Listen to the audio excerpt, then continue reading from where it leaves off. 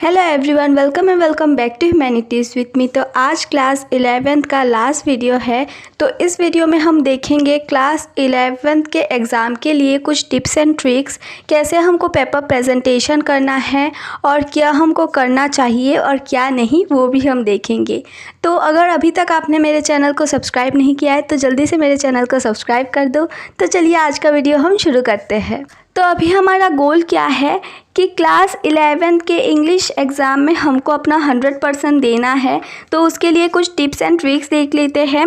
तो पहले ये समझो कि आपके एग्ज़ाम में 4 सेक्शंस होगा। पहले होगा सेक्शन ए, फिर सेक्शन बी, सेक्शन सी और सेक्शन डी। तो सेक्शन ए में होगा रीडिंग स्किल्स यानी कि अनसीन पैसेज। सेक्शन बी में होगा ग्रामर। सेक्शन सी में होगा राइटिंग स्किल्स यानी कि नोटिस, एडवर्टाइजमेंट, लेटर, पोस्टर, ये सब। सेक्शन डी में होगा लिटरेचर यानी कि एनसीईआरटी में से क्वेश्चंस आपको करने होंगे। तो अभी आपका क्वेश्चन होगा कि कौन सा सेक्शन हम पहले करें। तो अगर आप मेरा मानोगे तो जिस अकॉर्डिंग दिया हुआ है उसी अकॉर्डिंग करो, यानी कि ए, बी, सी और डी। और अगर आपको उस तरीके से नहीं करना है तो पहले आप देखो कि कौन सा सेक्शन आपको आ रहा है बढ़िया तरीके से। फॉर एग्ज़ाम्पल आपको सेक्शन सी आ रहा है तो आप उससे स्टार्ट करो। तो आपको कैसे पता चलेगा कि आपको कौन सा सेक्शन आ रहा है? 15 मिनट्स आपको दिए जाएंगे क्वेश्चन पेपर एनालाइज करने के लिए। उस 15 मिनट में आप देखो कि कौन सा सेक्शन आपको आ रहा है। तो एग्जाम्पल ले लो सेक्शन सी का। तो सेक्शन सी पहले करो, क्योंकि जब टीचर आंसर शीट चेक करेंगे तो वो पहले के 2-4 पेज में देखेंगे कि स्टूडेंट ने कैसा आंसर प्रेजेंट किया है। उस अकॉर्डिंग ही वो आगे जाके पेपर चेक करेगी और उस अकॉर्डिंग ही वो अपना मार्क्स देगी। ठीक है, अब ये पकड़ लो कि आपको सारे सेक्शंस आ रहे हैं। तो पहले स्टार्ट करो सेक्शन ए से। क्योंकि उसमें अनसीन पैसेज होता है और उसमें आपका माइंड का काम होता है।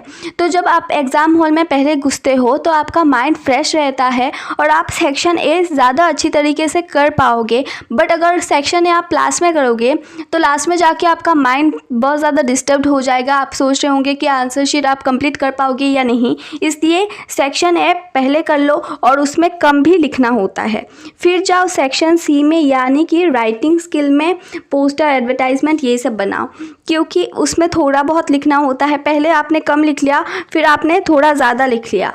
और सेक्शन सी में आपका फॉर्मेट याद रखना है। अगर आपको फॉर्मेट आता है तो आप कोई भी क्वेश्चन कर सकते हो, कितना भी टफ क्यों ना हो। ठीक है, और फिर आपको करना है सेक्शन बी यानी कि ग्रामर वाला। और पहले आपने थोड़ा बहुत लिख लिया, फिर आपने ज़्यादा लिख लिया और फिर से आप कम लिखेंगे। और ग्रामर में ज़्यादा सोचना पड़ता है, ज़्यादा लिखना नहीं पड़ता। और फिर लास्ट में आप करोगे सेक्शन डी यानी कि लिटरेचर। और सेक्शन डी लास्ट में क्यों करना है? क्योंकि आपको पता होता है कि आपके बुक में कौन सा क्वेश्चन है और बाई चांस आपको वो क्वेश्चन नहीं आ रहा है, आपने नहीं सीखा है, तो अगर आपको चैप्टर पता है तो आप बना के भी लिख सकते हो। तो इसलिए अगर इस पैटर्न में करोगे तो ज़्यादा बढ़िया रहेगा। ठीक है, तो अभी कुछ पॉइंट्स देखो जो आपको ध्यान में रखना है। तो पहला है डोंट पैनिक। आपको पैनिक बिल्कुल भी नहीं करना है। एक अच्छे से स्माइल के साथ एग्ज़ाम हॉल में जाओ और उसी स्माइल के साथ बाहर भी आना है। ठीक है, फिर देखो राइटिंग प्रेजेंटेशन जो होगा आपका वो नीट होना चाहिए, ब्यूटीफुल नहीं।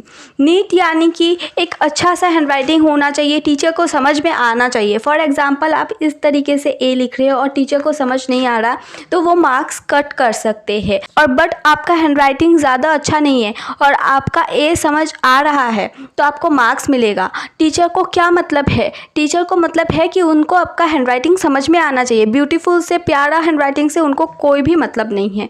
फिर देखो read all the questions carefully. सारे क्वेश्चंस को आपको ध्यान से पढ़ना है, क्योंकि अगर आपने एक तरीके से क्वेश्चन पढ़ा और आपने गलत पढ़ लिया और आपने जो आंसर है वो रॉन्ग लिख लिया, मतलब कि क्वेश्चन आपने एक पढ़ा और दूसरा आंसर लिख दिया, तो आपको मार्क्स नहीं मिलेगा। इसलिए आपको क्वेश्चन ध्यान से पढ़ना है और समझना है कि क्वेश्चन में क्या बोला गया है।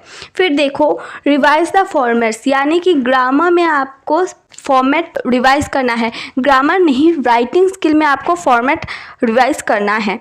अंडरलाइन द इम्पोर्टेंट पॉइंट्स, ये मैं आपको बाद में बताती हूँ। ठीक है, और फिर गुड वोकेबलरी, आपका वोकेबलरी बहुत ज़्यादा ज़रूरी है इंग्लिश में, इंग्लिश का एग्ज़ाम है इसलिए।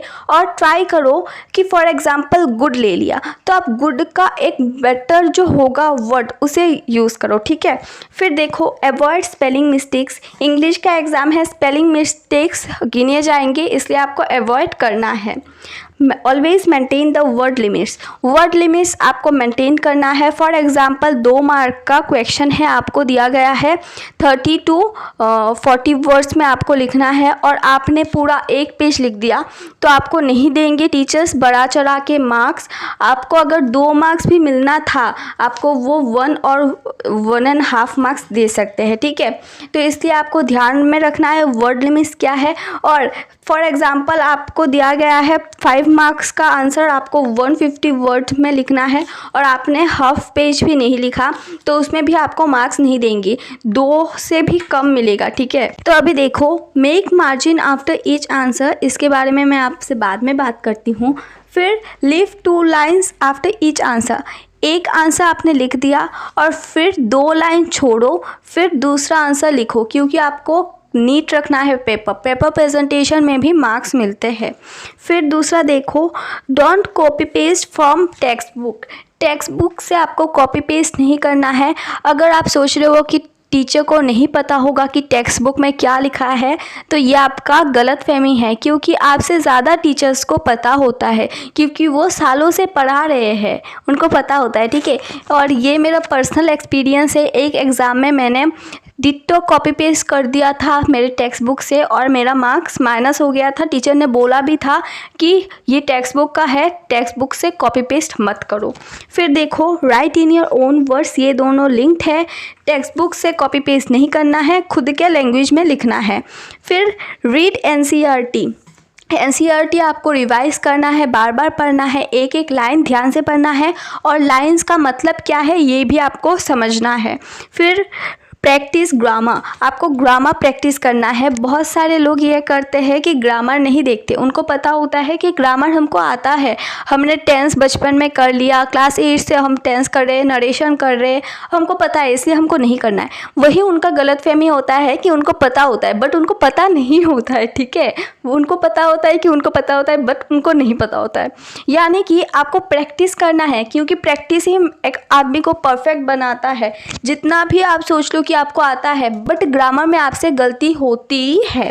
फिर देखो प्रैक्टिस सैम्पल पेपर्स, मुझे पता होगा कि क्लास 11th में किसी ने सैम्पल पेपर नहीं खरीदा होगा, कोई बात नहीं, गूगल में मिल जाता है, गूगल में सर्च करो, एक फॉर एग्जांपल जियोग्राफी का चाहिए, इंग्लिश का चाहिए, आप लिख दो क्लास 11 सैम्पल पेपर ये वाला साल तो आपको मिल जाएगा। फिर practice PYQs previous year question papers, तो प्रीवियस ईयर क्वेश्चन पेपर्स आपको गूगल में से नहीं करना है, आपको आपके स्कूल का प्रीवियस ईयर क्वेश्चन पेपर्स आपके सीनियर्स में से कलेक्ट करना है और वो वाले करने हैं, क्योंकि क्लास 11 का क्वेश्चन कौन बनाता है, स्कूल से बनाते हैं।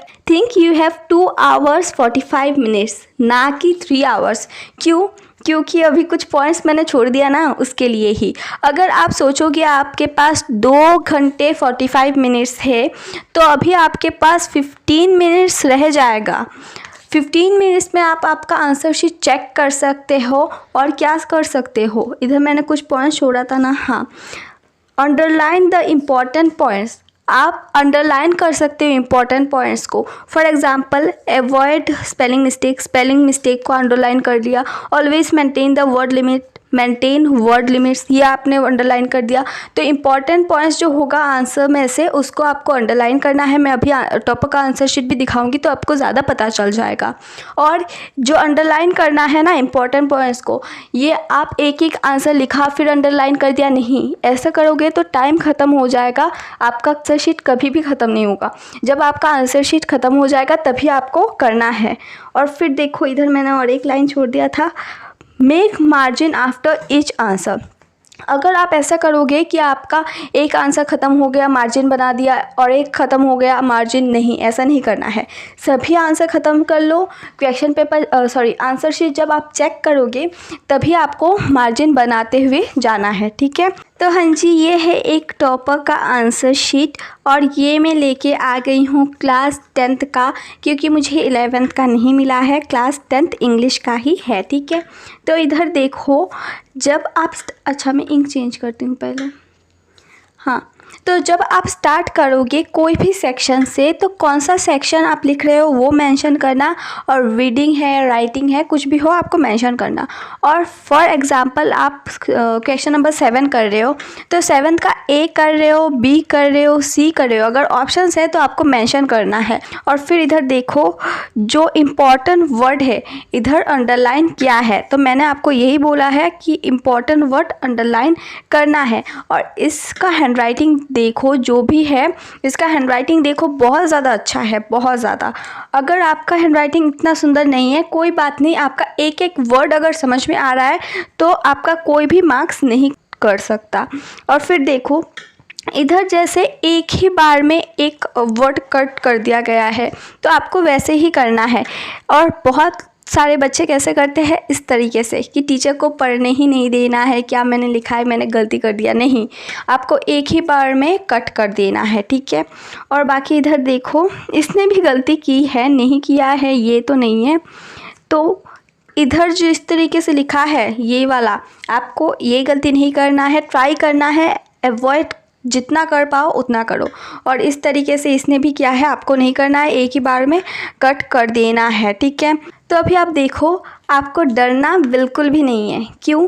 क्योंकि इंग्लिश का पेपर लेंदी ज़रूर होता है बट इजी भी होता है। मेन इम्पॉर्टेंट क्या है, मेन है कि आपको कैसा मैनेज कर रहे हो आप अपना टाइम।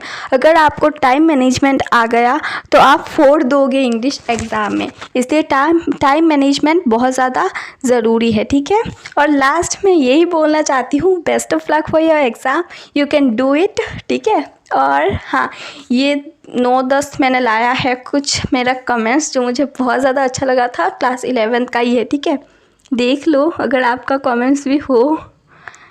हाँ, So it's time to say goodbye to all of you. So goodbye class 11th। ये मेरा लास्ट वीडियो था आप सभी के लिए, और मैं अभी और क्लास 11th का वीडियो नहीं बनाने वाली हूँ। एक वीडियो में मैंने बोला था कि मैं क्लास 11th और क्लास 12 दोनों का इंग्लिश करवाऊँगी, बट मैंने अभी सोचा है कि क्लास 11th का सारा वीडियो मैंने अपलोड कर दिया है, इसलिए डायरेक्ट मैं अभी क्लास 12 की ओर ध्यान दूँगी, क्योंकि क्लास 12 ज़्यादा इम्पॉर्टेंट है, बोर्ड का एग्ज़ाम है। और हाँ, इसीलिए मैं अभी क्लास 11th का और कोई वीडियो नहीं बनाने वाली हूँ, क्लास 12 का डायरेक्ट मैं बनाऊँगी। और टू बी ऑनेस्ट, ये मेरा फर्स्ट चैनल है यूट्यूब पर, और मुझे नहीं लगा था कि इतना भी मुझे सब्सक्राइबर्स गेन होंगे, मुझे प्यार मिलेगा आप सभी से।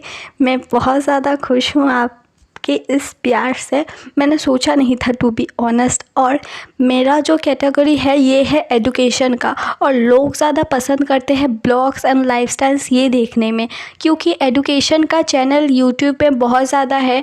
जैसे कि I am taking the name, to be honest वो लोग मुझे भी बहुत ज़्यादा पसंद है, जैसे कि सिमरन दीदी, फिर और बहुत सारे भैया दीदी साहब के हैं, शोभित भैया, बहुत ज़्यादा है, इसलिए आप उनको देखना ज़्यादा पसंद करते हैं। आप, मुझे नहीं लगा था पर्सनली कि मुझे भी कोई देखेगा, इसलिए I am really very happy with you guys. Thank you so much मेरे को इतना प्यार देने के लिए। एंड हाँ, इज़ द टाइम टू से गुड बाय। तो हाँ जी, कभी अलविदा ना कहना, ये मैंने क्यों बोला है, क्योंकि क्लास 11 ज़रूर ख़त्म हो गया है। आप लोग मुझे क्लास 12 में भी वैसे ही सपोर्ट करना प्लीज़। क्लास 11 ज़रूर ख़त्म हो सकता है बट क्लास 12 भी आपको करना है ना, तो इसलिए प्लीज़ क्लास 12 में भी मेरे साथ ही रहना और मेरा वीडियोस देखना। मैं नहीं बोल रही हूँ कि दूसरे किसी का नहीं देखना, बट हाँ, मेरा भी देखना, ठीक है।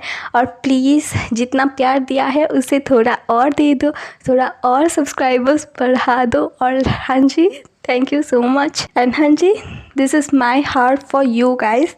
Thank you so much for being with me.